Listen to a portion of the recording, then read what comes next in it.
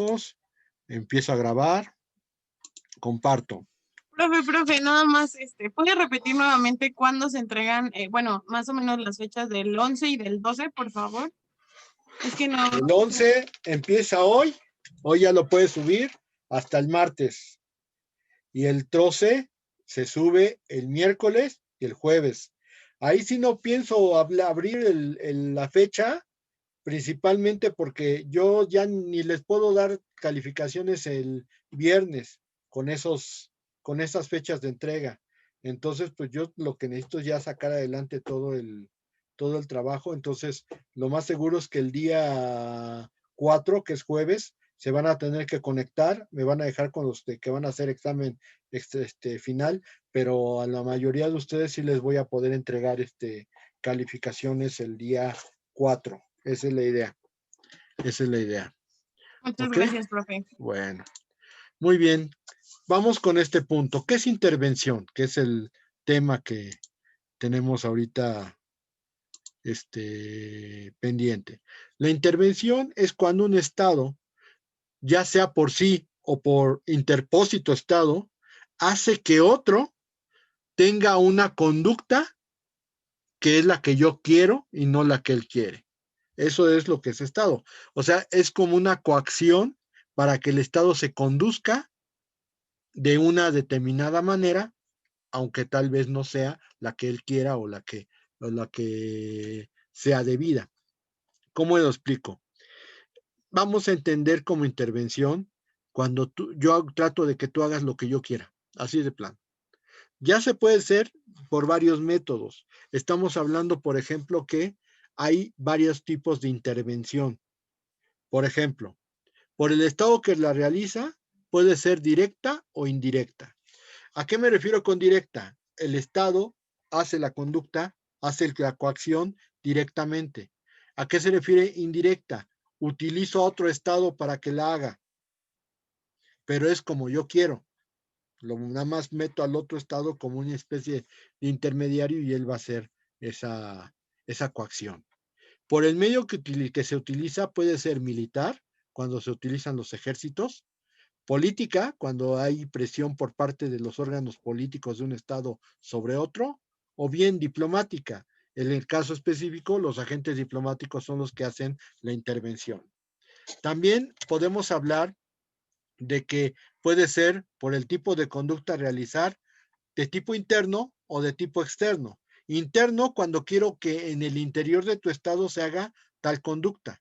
Externa, cuando quiero que tú te conduzcas en el ámbito internacional de una determinada forma. Por el número de estados interventores puede ser individual o colectiva. ¿Por qué? Porque pueden ser un solo país o pueden ser un grupo de países. Por el fin que la motiva, puede ser por causa de humanidad o con fines humanitarios, puede ser por propaganda, puede ser por democracia o puede ser por reconocimiento o no reconocimiento de gobiernos. La que es por propaganda, pues es como la intervención que tuvo la Alemania nazi en algunos países, principalmente cercanos a la zona de Alemania, por ejemplo Austria, en donde se buscó que se atacaran, por ejemplo, a los judíos para consumar el holocausto. Esa es una intervención por propaganda. Por democracia, cuando un Estado interviene en otro para que se abran los gobiernos a la democracia, que pueden estar bajo un dictador. De alguna forma es como lo que estamos viendo ahorita con Venezuela, que Estados Unidos presiona y presiona para que se cambie el gobierno a un gobierno democrático, aunque Venezuela dice que son democracia. Por reconocimiento o no reconocimiento de gobiernos, pues es cuando quiero que reconocer a un gobierno que me conviene o a no reconocer un gobierno cuando no me conviene. El caso de Cuba con los Estados Unidos. Y por último, por causa de humanidad o con fines humanitarios, cuando los actos que se están tratando de prevenir, pues son situaciones en las cuales se ven a la gente a la violación masiva de derechos humanos. Aquí podemos hablar de dos situaciones muy interesantes. La primera es cuando, en el caso específico de Sudáfrica, el sistema del apartheid, o sea, la discriminación racial, pues se empezó a convertir en un problema mundial por la violación de derechos humanos. Y entonces, ¿qué sucede? Pues ahí se hizo una intervención con fines humanitarios para tratar de coaccionar a Sudáfrica para que abriera su política de segregación racial. Otro caso lo tenemos principalmente en países de África, donde los gobiernos establecidos lo que hacían era crear una hambruna, tal vez artificial, tal vez no, pero una hambruna con el fin de que las personas que estaban en contra de su gobierno o a lo mejor algunos inocentes sufrieran para poderlos tener alineados. Eso es algo que sucedió y que Estados Unidos y otros países intervinieron en ese país para poder llevar a cabo la repartición de alimentos. Esto fue muy sonado en Ruanda, esto fue muy sonado en Somalia, esto fue muy sonado en otros países donde realmente el problema de la hambruna ha sido muy terrible. Yo quiero llamar la reflexión a esto.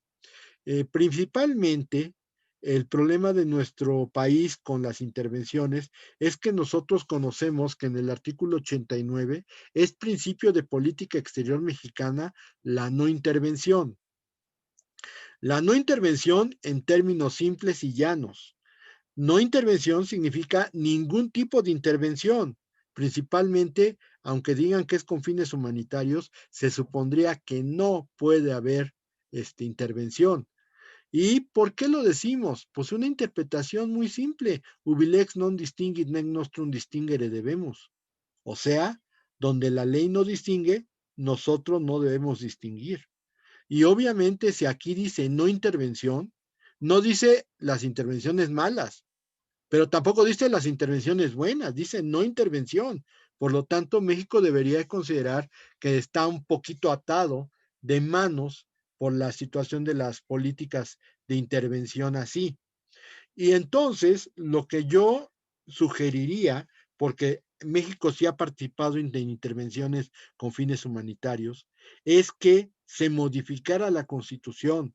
Se debería decir, se tendrá como política la no intervención, salvo aquellas que tengan fines humanitarios. Entonces sí, ahí sí, México tendría la posibilidad de participar con fines humanitarios y no alegar no intervención, porque así como está el dispositivo en este momento, auténticamente tendríamos que decir que no intervención es no intervención de ningún tipo, ninguna clase. ¿Ok? Ahora bien, con motivo de estas intervenciones ha habido un montón de doctrinas. La primera que vamos a ver es la doctrina Monroe. La doctrina Monroe fue expedida por el presidente norteamericano James Monroe en 1823. Su enunciado general significa no intervención de Europa en América. Dice que Estados Unidos considerará un acto agresivo que Europa participe o intente atentar contra territorios americanos, pero también la no intervención de Estados Unidos en las colonias europeas. Esto pues implicaría que entonces en las posesiones europeas en América, Estados Unidos no iba a participar. Por eso se dice el famoso resumen de la doctrina Monroe como América para los americanos. Pero nosotros tenemos que ser sinceros. O sea, la verdad es que esta doctrina no fue respetada ni por los propios Estados Unidos. ¿Por qué?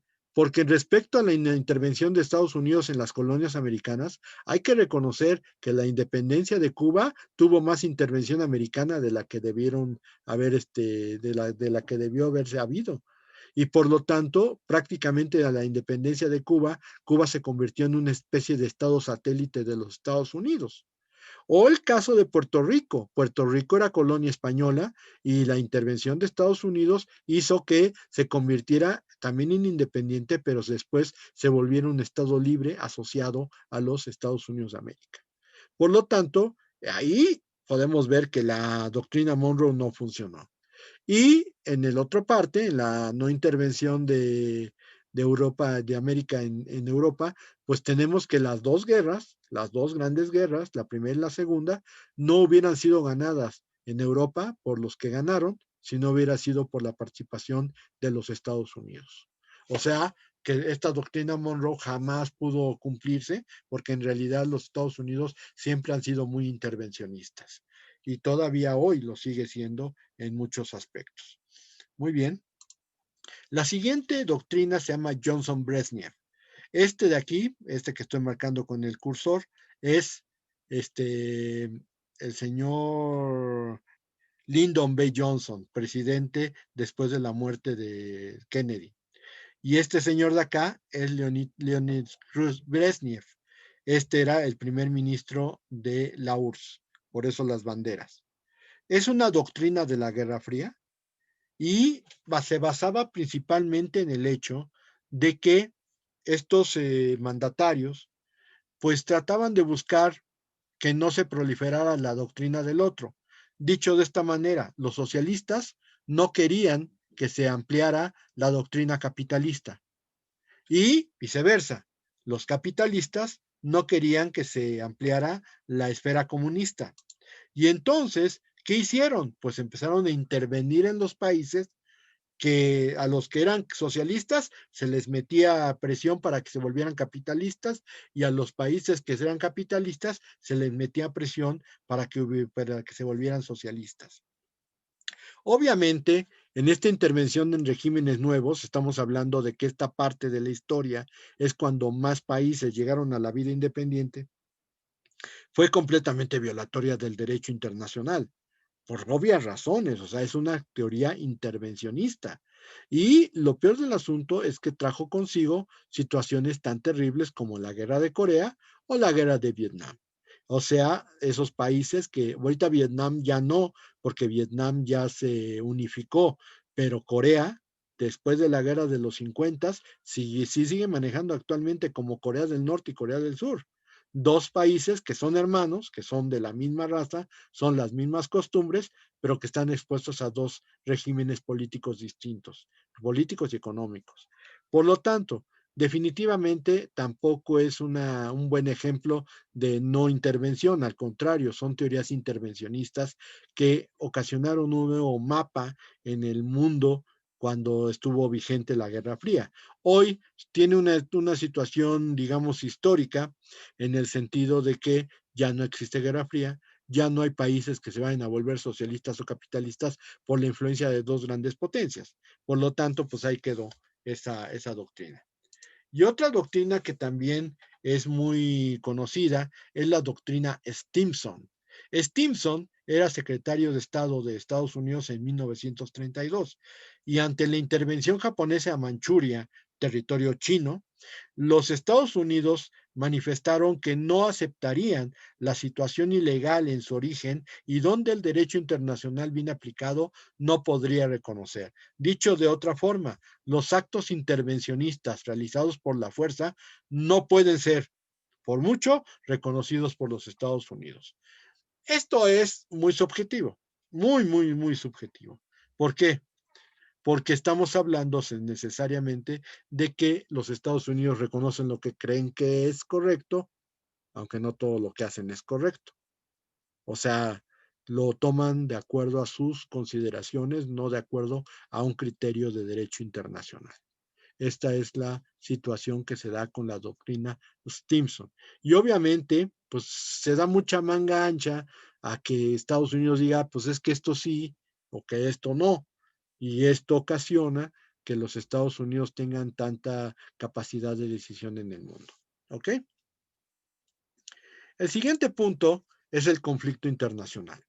¿Qué es el conflicto internacional? Es la diferencia entre sujetos de derecho internacional, entendiéndose a los estados y a los organismos internacionales. Si bien es cierto es que los organismos internacionales jamás tendrán una guerra, tenemos que ser sinceros y decir, forzosamente los estados y los organismos internacionales pueden tener conflicto. Ahora, la regulación actual es que todo conflicto debe resolverse por medios pacíficos. Los medios pacíficos que estudiamos en la unidad anterior, los medios pacíficos que implican incluso llegar a una jurisdicción internacional y que implicarían que tiene que resolverse con un método fundado y motivado en derecho. Ahora, Cualquier conflicto que pueda causar un daño a la paz y la seguridad internacionales van a ser motivo de la intervención, en este caso, del Consejo de Seguridad de la ONU, quien va a poder desempeñar sobre ellos sus funciones, entiéndase, funciones de conciliación, funciones de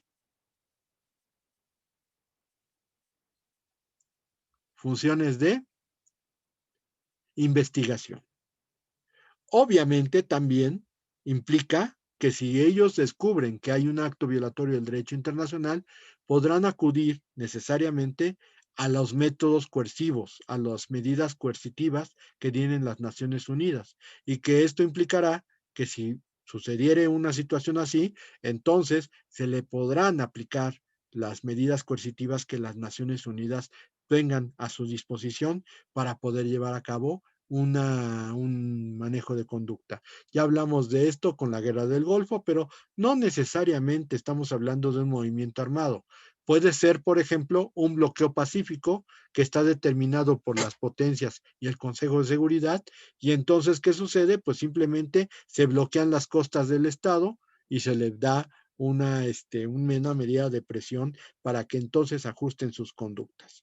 Otra, el bloqueo comercial. ¿Y qué implica el bloqueo comercial? Que no puedes vender y no puedes comprar mercancías. Eso pasó mucho, principalmente en la época de Sudáfrica, en el apartheid, cuando a Sudáfrica se le aisló, se le hizo un embargo comercial y entonces, por mucho que nos quisieran petróleo, no se le podía vender petróleo a Sudáfrica. Y lo mismo, o sea, no se le podían vender muchos productos y muchos productos de Sudáfrica no se podían comercializar en el mundo entero debido al castigo que las Naciones Unidas estaban aplicando a Sudáfrica por la cuestión del apartheid.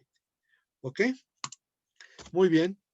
Y vamos ahorita con la autotutela, que ya es nuestro último punto de nuestra unidad 12. En este sentido, ¿qué es la autotutela? Nosotros entendemos por autotutela cuando los estados acuden a sus propios medios de defensa para rechazar un acto violatorio de derecho internacional. Sin embargo, hay varios tipos de autotutela. Mientras que en el medio internacional no se lleve a cabo una regulación de los procesos jurisdiccionales, arbitrales o aquellos basados en derecho, realmente el problema está en que los estados no tienen la obligación, de ninguna forma, tienen la obligación de cumplir o de hacer cumplir sus disposiciones. Y por lo tanto, estamos hablando de que, aunque nosotros digamos que existe la Corte Internacional de Justicia o la diversidad de cortes que existen en el mundo, pues la verdad sea dicha es que los estados van a seguir manejando las cosas de acuerdo a sus criterios y a sus conveniencias. Y obviamente en situaciones de autotutela, el Estado tiene derecho de usar sus métodos, sus medios armados para rechazar un acto que pudiera ser dañoso. Aquí lo que tenemos que pensar es que hay varias etapas dentro de la autotutela. Vamos a hablar de tres, porque la cuarta pues ya sería la guerra y entonces tendríamos que acudir a lo que vamos a ver en la última unidad de nuestro curso. El primero se llama retorsión. La segunda se llaman represalias y la tercera se llama bloqueo pacífico. Son actos que si bien en algunos casos son ilícitos, no son tan, no podrían considerarse como actos de guerra. Pero estamos hablando de que me quedan 2 minutos 8 para terminar. Yo les sugeriría, ¿qué les parece si corto e inicio de nuevo para que entonces ya tengamos la segunda sesión de nuestra clase y podemos concluir este tema que ya prácticamente estamos hablando de que ya es un tema muy rápido. ¿Ok? Entonces, si no tiene ningún inconveniente, voy a dejar de compartir, voy a cortar la sesión y ahorita no la inicio de inmediato para ya terminar con nuestra unidad 12. ¿Ok? Muy bien. Entonces, ahorita nos vemos.